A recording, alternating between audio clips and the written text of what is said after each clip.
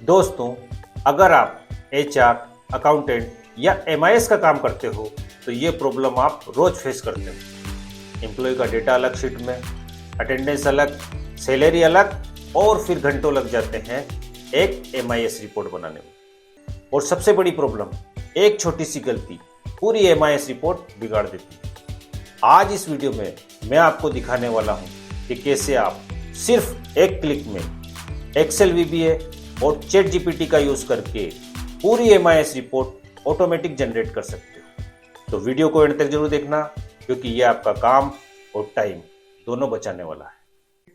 अब ये देखिए, मेरे पास 3 शीट है, employee master sheet, salary data sheet और attendance sheet. Employee master sheet में कॉलम है एम्प्लॉय की आईडी, एम्प्लॉय का name, department, designation, date of joining, UN number, PF और बेसिक सैलरी। ठीक है। उसी तरीके से सैलरी डेटा शीट में है एम्प्लॉय की ID, month, basic salary, HRA, allowances और ग्रोस सैलरी। ये हमारे सैलरी डेटा शीट में कॉलम है। इसी तरीके से अटेंडेंस शीट में हमारे कॉलम है एम्प्लॉय की ID, month, total days, present day और एब्सेंट डे। अब हमको इनकी एमआईएस रिपोर्ट तैयार करनी है और ये एमआईएस रिपोर्ट जो है हमको ऑटोमेटिकली जनरेट करवानी है एआई की हेल्प से, चैट जीपीटी की हेल्प से। एआई का यूज करके ऑटोमेटिकली सिर्फ एक क्लिक में हम ये एमआईएस रिपोर्ट तैयार करेंगे। तो उसके लिए मैंने एक प्रॉम्प्ट तैयार करके रखी है। प्रॉम्प्ट क्या है ये देखिए। आप देखिए प्रॉम्प्ट क्या है। हमारी प्रॉम्प्ट है, मुझे एक कंप्लीट वीबीए मैक्रो चाहिए जो एक्सेल में MIS salary report automatically generate करे। एक्सेल में ये शीट अवेलेबल है। कौन कौन सी शीट अवेलेबल है? एम्प्लॉय मास्टर शीट में, उसमें ये कॉलम है। कॉलम ए में क्या है? एम्प्लॉय की आईडी है। कॉलम बी में एम्प्लॉय का नेम है। कॉलम सी में डिपार्टमेंट है। कॉलम जी में जो है पीएफ, यूजर यहां 12 या 12% या 0.12 कुछ भी लिख सकता है। आंसर हमारा 12% पीएफ निकल के आना चाहिए। अगर वो 12 भी लिख दे तो 12% निकलना चाहिए। अगर वो 12% भी लिख दे तो 12% निकलना चाहिए। और अगर वो 0.12 भी लिख दे तो उसका भी हमको 12% पीएफ जो है वो निकल के आना चाहिए। अटेंडेंस डेटा शीट में क्या है? कॉलम ए में एम्प्लॉय की आईडी है, कॉलम डी में जो है वो प्रेजेंट डे है। उसी तरीके से सैलरी डेटा शीट में कॉलम ए में एम्प्लॉय की आईडी है और कॉलम एफ में ग्रोस सैलरी है। वीबीए कोड ये काम करे, क्या करे? अगर एमआईएस रिपोर्ट शीट एग्जिस्ट ना करती हो तो क्रिएट करे। अगर हमारी यहां पर एमआईएस शीट एग्जिस्ट नहीं करती हो, जो कर भी नहीं रही है, तो वो ऑटोमेटिकली एमआईएस रिपोर्ट हमको बना करके दे दे। अगर एग्जिस्ट करती हो तो पूरा डेटा क्लियर करे। अगर एग्जिस्ट करती हो तो क्लियर डेटा दे हमको। एमआईएस रिपोर्ट में ये कॉलम होने चाहिए। एमआईएस रिपोर्ट में कौन कौन से कॉलम होना चाहिए?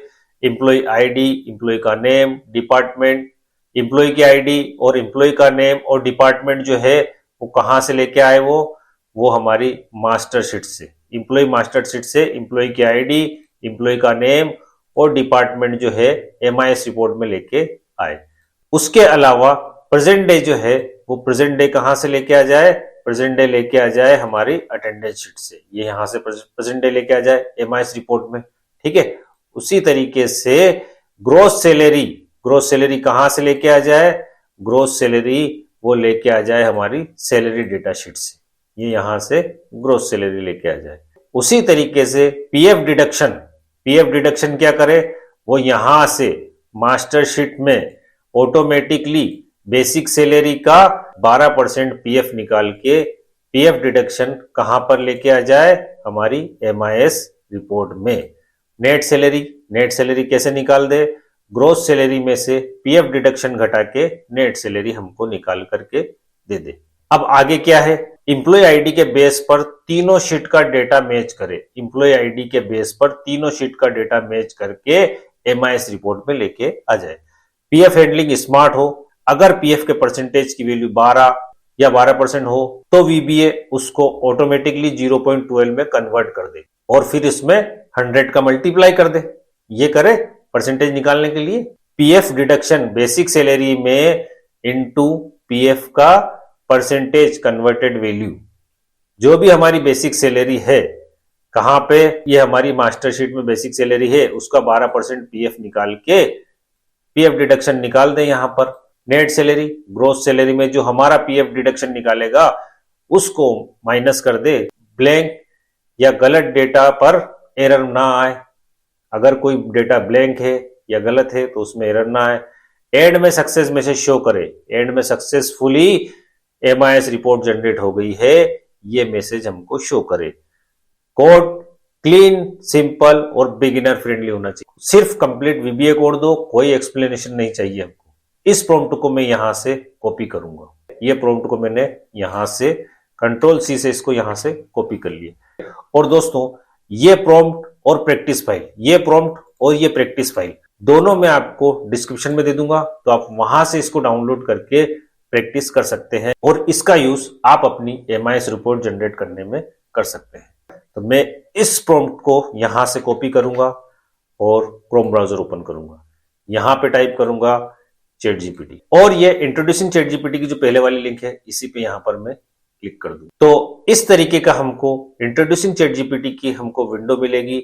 यहां से आप चैट जीपीटी में पहली बार लॉगिन कर रहे हो तो आप यहां से अपना लॉगिन आईडी पासवर्ड डाल के लॉगिन कर सकते हो। मैंने पहले से लॉगिन कर रखा है तो मैं यहां पर ट्राई चैट जीपीटी पे क्लिक कर दूंगा। तो जैसे ही मैं ट्राई चैट जीपीटी पे क्लिक करूंगा, ठीक है, इस तरीके से मेरे को ये चैट जीपीटी की विंडो मिलेगी। यहां पर मैं आस्क एनीथिंग में जो मैंने वर्ड में प्रॉम्प्ट टाइप करके रखी हुई है ना, उसको यहां पर मैं कंट्रोल वी से इसको पेस्ट कर दूंगा। अब मैं क्या करूंगा, ये सेंड बटन पे यहां पर क्लिक कर दूंगा। तो ये क्या करेगा, हमको थोड़ा सा टाइम लेगा और हमको वीबीए कोड यहां पर देना स्टार्ट कर देगा। ये देखिए, इसने ये हमको यहां पर वीबीए कोड जनरेट करके दे दिया है। ये देखिए पूरा कंप्लीट उसने यहां पर हमको वीबीए कोड जनरेट करके दे दिया है। अब हमको क्या करना है, इस वीबीए कोड को यहां से कॉपी करना है। ये हमने इस वीबीए कोड को कॉपी कर लिया। अब हम हमारी एक्सेल शीट में आ जाते हैं और यहां पर इंप्लॉय मास्टर शीट को सिलेक्ट करते हैं और आल्ट के साथ F11 की को प्रेस करेंगे तो ये हमारा वीबीए एडिटर ओपन हो जाएगा। यहां पर ये जो लेफ्ट साइड में आपको दिख रहा है ना, ये प्रोजेक्ट एक्सप्लोरर है, ठीक है। ये प्रोजेक्ट एक्सप्लोरर आपको यहां पर नहीं दिखता है तो आप व्यू में जाइए और प्रोजेक्ट एक्सप्लोरर पे यहां पर क्लिक कर दीजिए, तो ये यहां पर आपको विजिबल होने लगेगा। यहां पर आपको तीनों शीटें दिखेगी आपकी, employee master sheet, salary data sheet और अटेंडेंस शीट। अब हमको इंसर्ट टैब में मॉड्यूल ऑप्शन पर क्लिक करना है और जो हमने चैट जीपीटी से वीबीए कोड कॉपी किया था उसको यहां पर हम पेस्ट कर देंगे। एज इट इज हमने पेस्ट कर दी, ठीक है। अब हम क्या करेंगे, इस विंडो को यहां से क्लोज कर देंगे। ये विंडो को हमने यहां से क्लोज कर दिया और हमारी इंप्लॉय मास्टर शीट में आ जाएंगे।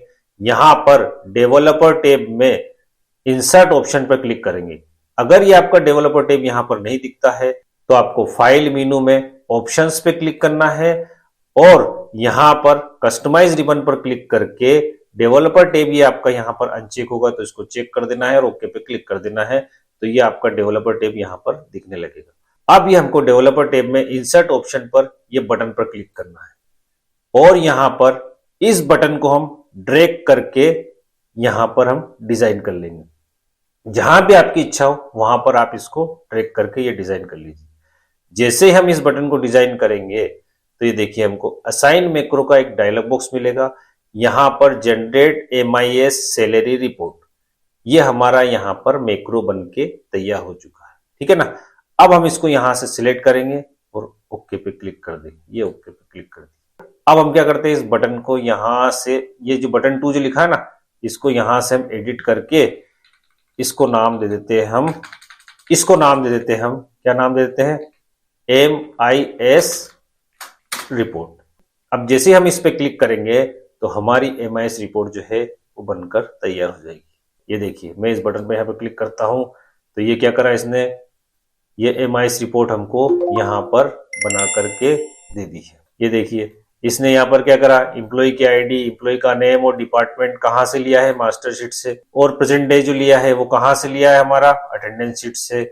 इसमें यहाँ पर ग्रोस सैलरी कहाँ से ली है, ग्रोस सैलरी ली है आपकी यहाँ से सैलरी डेटा शीट से। और ये पीएफ डिडक्शन कहाँ से किया है इसने, पीएफ डिडक्शन जो किया है ये मास्टर शीट में पीएफ निकाल लिया है, बेसिक सैलरी का 12% निकाल लिया है, बेसिक सैलरी का 12% पीएफ निकाल लिया है। कहाँ पर निकाल लिया है, यहाँ पर, और उसकी नेट सैलरी निकाल ली है। नेट सैलरी कैसे निकाली है, ग्रॉस सैलरी में से पीएफ घटा के यहाँ पर उसने हमको नेट सैलरी निकाल कर दे दी है। तो दोस्तों हमने ये जो MIS रिपोर्ट जो घंटों का काम है वो हमने सिर्फ एक क्लिक में करके यहाँ पर देखा है।